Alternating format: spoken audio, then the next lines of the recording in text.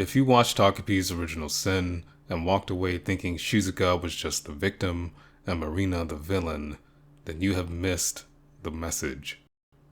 If the credits rolled and your only thoughts were, well, if they just had decent parents or even one responsible adult, none of this would happen. Then in my opinion, you have missed the message. If you think Takopi is just a harmless alien whose innocence accidentally caused tragedy, then not only are you wrong, you've missed the very lesson Takopi learned in the end. So let me tell you what I believe is the deeper meaning of Takopi's Original Sin. Let me tell you the message that has stayed with me years later, what I ultimately remembered the story being about.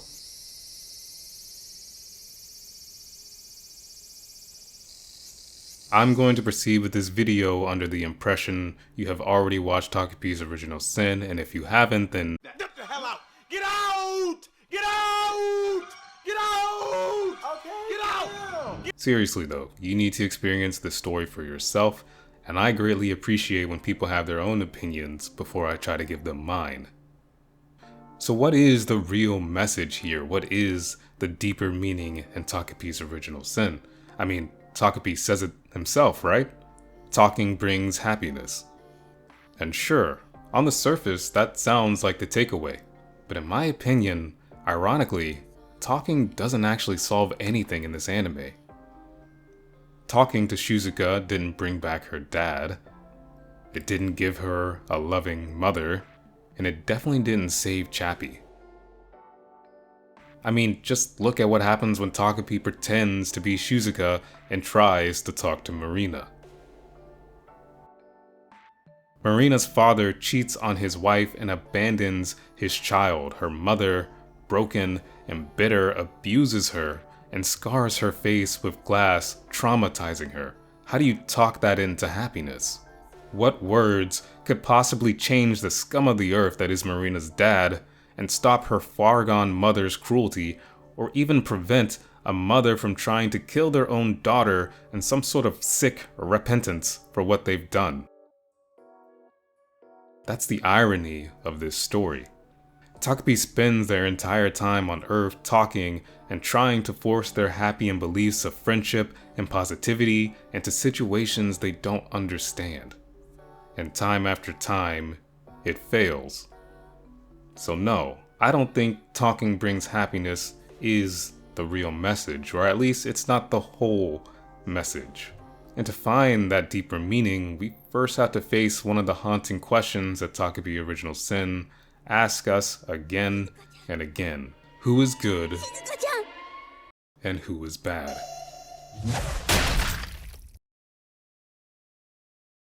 Is Marina the bad guy?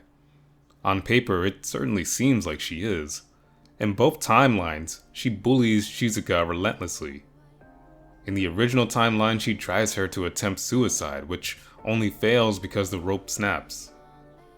And in every other timeline, she torments Shizuka again and again, always aiming to take away the one thing Shizuka loves and the only companion she has, Chappie.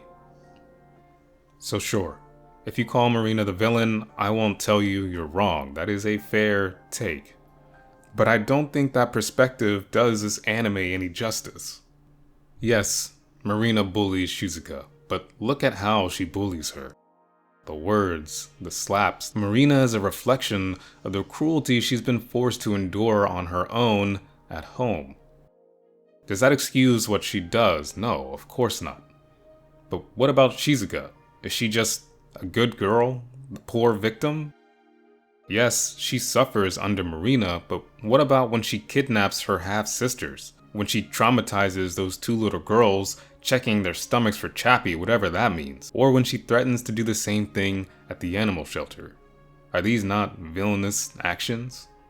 At that point, Marina is no longer a part of the story. And yet, more people sympathize with Shizuka here than they have Marina. Why? Because she's a victim? She wouldn't be like this or doing this if Marina hadn't bullied her? But that same logic applies to Marina too. Marina wouldn't be the way she is if she hasn't been abused either.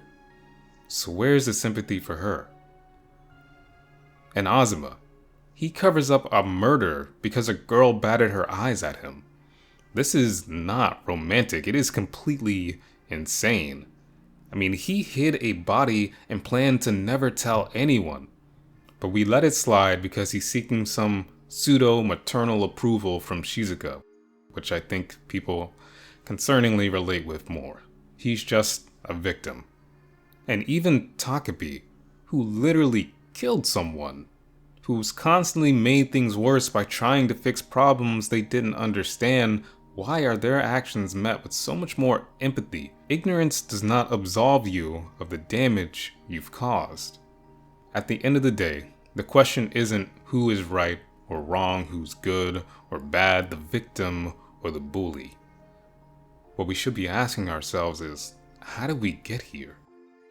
And I know our cast is made up of children, even Takopi is childlike in his understanding of humans, so in a way you really shouldn't be labeling them good or bad when they've only known what they've been taught by their parents. And by now you're probably thinking, well, what about the parents? They're the biggest evil of them all. Why not talk about them? Yes, the parents and adults in this story are awful, but that's not really the point. Because right now, in the real world, there are people living with terrible parents with little to no guidance and no magical reset button to give them another chance. So the real question is, how do we help those people? And it's only by answering that very real question, how do we help the people that come from the backgrounds Takopi Original Sin presents us? Only by answering that can we find, in my opinion, the deeper meaning. The meaning that we can take into the real world that I've taken with me. And maybe this sounds dramatic, maybe I'm blowing it up in my head, but as a psych major, this story means a lot to me. We help these people by understanding them, not just talking, but listening and empathizing. It is the very foundation of psychology itself. Even Takopi realized in the end, talking isn't enough if you never truly listen and understand. So sure, we can say it's the parents' fault, and yes, that would be true.